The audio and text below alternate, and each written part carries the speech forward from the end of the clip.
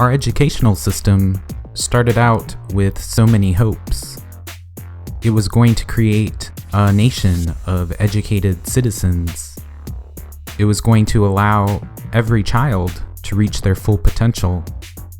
It was going to provide opportunities for even the most disadvantaged kids to succeed.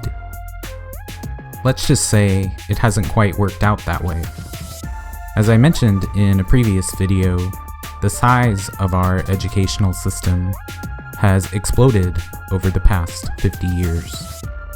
We have many more people with many diverse special needs spending many more years in our educational system than we used to.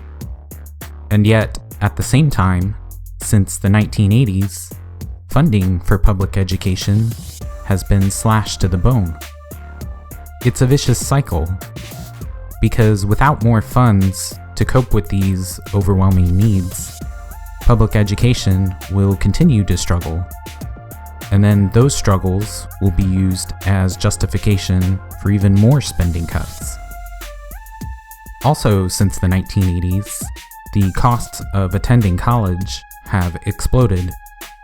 Nowadays, having a college degree is pretty much a requirement for kids to even have a chance at economic stability as an adult. Colleges know this, and they're taking full advantage by jacking up the prices. The result, of course, has been a generation of kids who have either missed out on the opportunities afforded by a college education, or who have gone into six-figure debt just to get it. Neither the underfunding of public education nor the explosion of costs in higher education really affect kids from affluent families. Their parents can put them in private schools and pay for their college education without accruing enormous amounts of debt. Meanwhile, in those well-funded, well-equipped private schools and prestigious universities, those affluent kids are pushed hard. They start out with advantages, and then they use those advantages to gain even more advantages, so that they end up way ahead by the time they go on the job market. I know, because I'm one of those lucky kids. I'm one of those kids who went to great private schools and prestigious universities. I have 3 college degrees, including a doctorate, and not a single dollar of debt.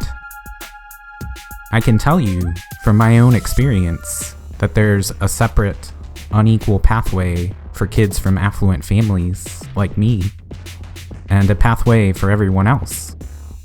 And it's completely unfair. I think everybody deserves the same quality of education I received. But that won't happen until we actually fund our educational system so that it can handle the quantity and diversity of students it has to handle.